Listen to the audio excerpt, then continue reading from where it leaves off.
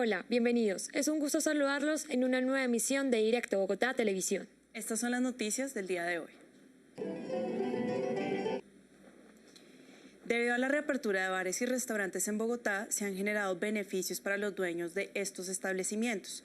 Sin embargo, es importante tener en cuenta el panorama de salud ocasionado a partir del cambio en las restricciones. María de los Ángeles Palomo y Valentina Montes nos amplían la información. Un mes después de la reapertura de bares y restaurantes, se ha logrado una reactivación económica. Decidimos ir a Martina Bir y el Mono Bandido para que nos contaran más en detalle. Progresivo, a medida que van implementando la parte del flujo de gente, o que nos dejen tener una cantidad de personas, comenzamos con el 32%, ya vamos en el 75%, a medida que va subiendo, van subiendo las ventas. Pero sí, claro, es importante porque después de tener un año cerrado el establecimiento, hemos comenzado a recuperar lo que se perdió durante ese tiempo. Hicimos adaptaciones en los baños para mantener la cultura de lavado de manos, utilizamos tapabocas, los chicos también manejan alcohol dentro de sus uniformes para ir higienizando las mesas. La flexibilidad en ciertas medidas, pues obviamente sí se ha visto reflejado en el aforo de los lugares. Así se encuentra el panorama para estos establecimientos. Pero la arriendo sí se sigue generando. Además de eso, como es la única entrada que hay en este momento para una persona como uno que trabaja en la noche, sí necesitamos sí o sí tener el establecimiento abierto. Eso quiere decir que no vamos a llegar a un punto donde vamos a quebrar, como muchos otros establecimientos en Bogotá les ha pasado. Estuvimos en contacto con el médico Andrés Almanzar, jefe del área de medicina interna, quien trabaja en el Hospital de Kennedy en Bogotá. El panorama de salud frente a la reapertura de estos establecimientos presenta otros puntos claves a los cuales hay que tener. La apertura de estos establecimientos ha hecho ver que las personas jóvenes, que son las que asisten y que no se han vacunado, son las que están llegando con estas infecciones y se adelantaron a abrir cuando no se tiene a un porcentaje alto de la población vacunada. La apertura como tal no es el problema. El problema es la no vacunación. Estoy viendo de que no ha sido, el aprendizaje como que no se ha hecho del todo, como que estamos muy relajados todavía. Hay que mantener un tiempo más y llegar a una vacunación, ojalá en 90 o más % para empezar a ceder en las medidas. Aunque el regreso a la normalidad ha sido esperado por casi año y medio, aún se deben tener cuidados como el lavado de manos, uso de tapabocas, vacunación, pues esto es un trabajo entre todos. Delta es la forma más predominante del COVID-19 en Estados Unidos. ¿Cómo lleva al país la apertura total de eventos públicos mientras se maneja la nueva forma del virus? Nuestra corresponsal en Chicago, Ana María Portilla, amplía la información. Tras la apertura de la vacunación masiva para mayo del 2021 en Estados Unidos, el gobierno dio apertura al 100% de bares y restaurantes en su total funcionamiento. El uso del tapabocas y el distanciamiento social serían requeridos únicamente para quienes no contaran con el esquema completo de vacunación. Sin embargo, tras la llegada de la variante Delta, los mandatos se hicieron más estrictos de nuevo y para agosto del 2021 las mascarillas volvieron a ser obligatorias en espacios cerrados. Pero los eventos masivos siguen funcionando a capacidad completa. ¿Cómo se ve el panorama actual frente a la variante Delta? Hablamos con diferentes expertos. ¿Qué cree usted de la apertura del 100% de Estados Unidos de las cosas públicas desde mayo? Yo creo que era claro en mayo que era demasiado temprano para abrir.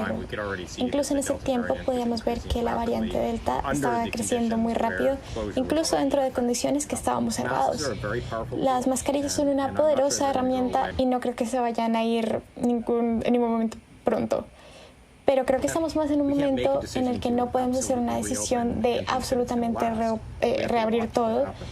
Tenemos que ver qué pasa y creo que es mejor hacer pequeños pasos y ver cómo el virus responde mejor que hacer esas grandes decisiones de abrir absolutamente todo o quitar las mascarillas del todo. ¿Cuál sería su punto de vista frente a los diferentes estados y las diferentes decisiones que están tomando? Es una gran pregunta. Creo que la respuesta para eso es que, de hecho, tengo dos puntos de vista. El uno es que hace sentido pues porque los Estados Unidos son muy grandes, que tengamos diferentes estrategias dependiendo de los números. Con eso yo estoy de acuerdo. Sin embargo, parece que las decisiones son políticas. Incluso cuando yo creo que hace sentido tener más guías locales, no creo que haga sentido que sean políticas. Debemos seguir la ciencia. Para esos países que están abriendo absolutamente todo con los números de vacunados que hay, ¿cuáles serían sus recomendaciones? Sí, bueno, yo creo que es una gran pregunta. Creo que hay que vacunar personas y a los niños, eso va a ser muy importante. Pero yo creo que vamos a tener que mantener las líneas de seguridad y yo creo que vamos a tener que seguir usando las mascarillas y yo creo que eso pues, va a ser lo que va a tener que pasar. Importante información sobre la apertura en Estados Unidos frente a la variante Delta. Hasta aquí la información, Ana María Portilla para Directo Bogotá. En la terminal de transporte de Bogotá se inauguran 14 cápsulas de sueño para que los viajeros puedan descansar mientras esperan sus próximos viajes. Ana María Cortés y Catalina Alquichire nos cuentan un poco acerca de esto. Hoy estamos aquí en la terminal de transportes. Estamos ubicados en el segundo piso, en el módulo 3, en donde están ubicadas las cápsulas de sueño, en donde los viajeros que pretenden o quieren hacer un descanso por horas podrán ubicarse en este lugar. En total son 14 cápsulas de uso individual que cuentan con diferentes servicios. Juan Carlos Vargas, gerente del proyecto, nos cuenta cómo nació esta idea.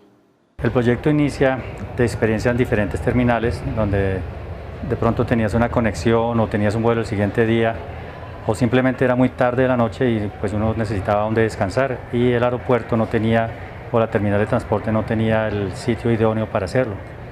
Vimos esto en diferentes aeropuertos del mundo, nos llamó la atención y pues decidimos elaborar el proyecto para traerlas a Colombia y hacerlas una realidad. Cada hora de estadía dentro de la cápsula tiene un costo de 9.500 pesos. La hora adicional es de 5.000. Sin embargo, si el servicio es de 3 horas, este tendrá un costo de 19.000. Si es de 6, por 30.000. Y finalmente, si el viajero quiere pasar la noche, deberá pagar 39.000 pesos en su totalidad. Pero, ¿qué servicios tiene cada una? Cada una de estas cuenta con 2 entradas, puertos USB, diferentes tonalidades de luces y aire acondicionado. Además de esto, cada una cuenta con los debidos protocolos de bioseguridad necesarios para la salud y el bienestar de cada una de las personas que hacen uso de estas. Cuando el servicio sea por horas, las almohadas serán desechables y cuando sea alquilada por toda la noche, todos sus elementos se encontrarán debidamente lavados y listos para un nuevo uso. Completamos ya 10 días, más de una semana. La respuesta ha sido positiva de todos, viajeros, turistas, ciudadanos en general, porque es una necesidad que todos tenemos y hacía falta en una terminal como la más importante de Bogotá, que es la del Salitre. Finalmente, Juan Carlos nos cuenta que se pretende llevar este mismo proyecto al Aeropuerto Internacional de El Dorado. Sin embargo, por ahora solamente podrán encontrarlos dentro de la terminal de transporte de Ciudad Salitre. En los últimos años, en el centro de Bogotá se está implementando un plan de renovación, dentro del que se ha impulsado la construcción de proyectos residenciales que buscan suplir las necesidades de cientos de jóvenes de alrededor de 16 universidades.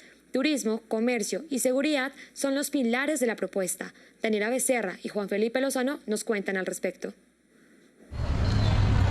Las viviendas universitarias ubicadas en la zona de Las Aguas hacen parte del plan que tiene la Alcaldía de Bogotá para conservar y renovar el centro histórico. Por lo mismo, entre los proyectos que más llaman la atención se encuentra el proyecto Fenicia, impulsado por la Universidad de los Andes y respaldado por la Alcaldía. Busca detener el deterioro de la zona, recuperarla y mejorar la calidad de vida de sus habitantes. Así lo explica Francisco Ambrosi, coordinador del proyecto. Bogotá es una ciudad que tiene dificultades de suelo para construcción de vivienda nueva. La gente se está cada vez más trasladando hacia las zonas periféricas y eso implica unos grandes costos tanto para la ciudad en cuanto tiene que hacer infraestructura, habilitación de vías, etcétera, como para la gente porque pierde mucho tiempo en desplazamiento en el carro Y tenemos un centro que tiene una infraestructura que está creada desde hace muchos años, completa. Aquí tenemos vías, tenemos acueducto, tenemos alcantarillado, tenemos comercio potencial, tenemos una población flotante muy grande de las universidades y está desocupada. Según cifras de la Alcaldía de Bogotá, el centro es habitado por más de 200.000 personas. Sin embargo, tiene una población flotante de casi 2 millones, entre trabajadores, estudiantes, turistas e interesados en el comercio del sector. Sobre la necesidad de esta restauración y la manera de llevarla a cabo, habla Alberto Escobar, director de Patrimonio del Ministerio de Cultura. Y yo sí estoy convencido de que es ese patrimonio cultural y material el que le da ese sentido diferencial a cualquier centro histórico. Por consiguiente, sí siento que es también uno de los temas que cada vez tenemos que tener más en cuenta, no solamente por el punto de vista turístico, sino sobre todo por las posibilidades que para los residentes y para las personas que viven en el centro tiene ese patrimonio cultural y material. Ante la inminente renovación del centro y la llegada de diferentes empresas con proyectos pensados para personas con un poder adquisitivo significante, surgen cuestionamientos entre los tradicionales ocupantes del centro. Ya es un hecho de que va a desaparecer todo el sector donde estaba la gente viviendo, más en cuestión de barrios, ¿sí? más así. Y sin duda alguna va a seguir creciendo la vivienda universitaria en el sector. Este proyecto es una de las 10 iniciativas clave para la construcción de ciudad, de acuerdo con el Plan Especial de Manejo y Protección del Centro Histórico. Además, en agosto pasado, la alcaldesa Claudia López resaltó su importancia para construir una Bogotá más segura y así recuperar el centro. Aunque todavía está en fase de planeación y socialización con los habitantes del sector, se espera verlo terminado para finales del 2024. Como en todo, el mundo de los videojuegos también tiene fechas que cambiaron su historia. Cambis Domínguez les contará por qué el 22 de septiembre es una de esas fechas. El 22 de septiembre de 2011 marcó un antes y un después en el mundo de los videojuegos. El estudio japonés From Software lanzó Dark Souls y con él empezó una nueva era de gaming. 10 años, 3 entregas y un sinnúmero de jugadores alrededor del mundo después, Dark Souls se ha convertido en mucho más que una saga de videojuegos. Su legado ha tenido un impacto muy potente en la cultura contemporánea y ha trascendido el mundo que lo vio nacer. Hablando de la comunidad de videojuegos como tal, no solamente de la saga, sino como la gente de los gamers, ¿cómo cree que ha evolucionado a raíz del impacto de ese juego? En muchos aspectos. El principal, más que nada, es que muchos desarrolladores de juegos indie, incluso grandes empresas como Ubisoft, por ejemplo, tomaron el ejemplo de From Software y creó un género nuevo que se llama Souls-like. Juegos relacionados como con ese tipo de dificultad, mecánica. La trilogía Dark Souls junto a Demon's Souls, Bloodborne y Sekiro ha marcado la tendencia de todos los videojuegos de rol de acción de la última década por su dificultad, estilo de combate y las innovadoras funciones de multijugador cooperativo, competitivo y asíncrono. Los títulos de From Software han destacado por su excelso diseño de mapas interconectados, atajos y secretos, la oscura fantasía que los envuelve y unos poderosos jefes que se han ganado a pulso la fama de difíciles. ¿Se podría decir que la saga de Dark Souls ha revolucionado el mundo de los videojuegos desde que apareció? No, completamente, en todos los aspectos. El gran Miyazaki, como lo llaman. Hidetaka Miyazaki es el director creativo detrás de la saga Souls y desde 2014 actual presidente de From Software. Para crear los juegos que lo han convertido en un hombre de culto, se inspiró en sagas icónicas como Zelda y Dragon Quest, mangas sobresalientes como Saint Seiya y Berserk. Su juego ha trascendido sus escenarios y se ha convertido incluso en objeto de estudio por sus efectos positivos en la salud mental de los jugadores. Es una historia interesante porque como tal el juego no tiene un final feliz, pero tiene sentido hasta cierto punto. Y la razón de eso es porque el juego uno lo obliga a tener tolerancia a la frustración, a ser perseverante. Más allá de las pantallas y las consolas, Dark Souls ha tenido impacto en la sociedad de una forma impensable para cualquier otra saga de videojuegos. Se trata definitivamente de mucho más que un videojuego. Ahora es mi turno de probar el juego del que tanto hemos hablado.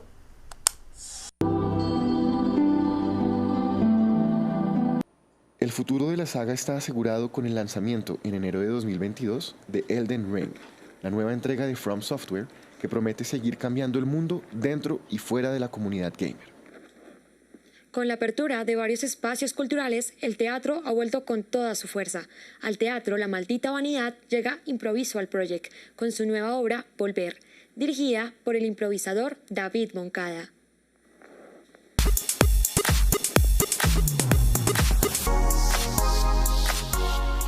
Hola, nos encontramos acá en el Teatro La Maldita Vanidad en la carrera 19 con 45, donde pronto se presentará la primera función de la obra Volver, una obra de carácter improvisual que se presentará el próximo 30 de septiembre. Improviso Project surgió como resultado del proyecto de grado de David Moncada, comunicador social y actor teatral especializado en improvisación. El proyecto se fue desarrollando en compañía y más adelante a la empresa que hoy es especializada en improvisación teatral. En su 8º aniversario surge la obra Volver, la cual cuenta con un elenco de 12 personas. Volver es un formato de improvisación teatral en el que realmente, como el nombre lo dice, volvemos, ¿no? Son las ganas de volver después de pandemia y vamos a explorar ese concepto de qué significa volver y vamos a improvisar inspirados en volvernos a encontrar todo el grupo de actores, los que han estado más cercanos en estos años de improvisar de nuevo. El enfoque de este grupo es la técnica de improvisación teatral, la cual ha cogido cada vez más fuerza en la ciudad. La improvisación es espontáneo y efímero, y creo que eso es lo especial de esta obra también, y es que es de reencontrarnos con el público y reencontrarnos nosotros y ver qué surge ahí un poco en ese momento presente y gozarlo, ¿no? Y jugar. Entonces todo es tan espontáneo y todo es tan del presente que se genera una conexión muy directa. El costo de la boleta es de 38.000 pesos y aplican descuentos pagando en taquilla, en efectivo o datáfono. También para estudiantes con carnet, gente con membresía y habitantes de la localidad de Teusaquillo. Hola, mi nombre es David Moncada y los invito a Volver, un formato de improvisación de Improviso Project que va a estar aquí en la Casa de la Maldita Vanidad de jueves a domingo desde el 30 de septiembre hasta el 10 de octubre. Los esperamos. Bueno, ¿qué tal te pareció la obra, Catrina? Estuvo muy interesante, los invito a que visiten el Teatro La Maldita Vanidad. Bueno, queridos televidentes, ya saben, ya hasta aquí las noticias de hoy. Gracias por sintonizarnos y nos pueden encontrar en redes como Directo Bogotá. Hasta la próxima. Ahí.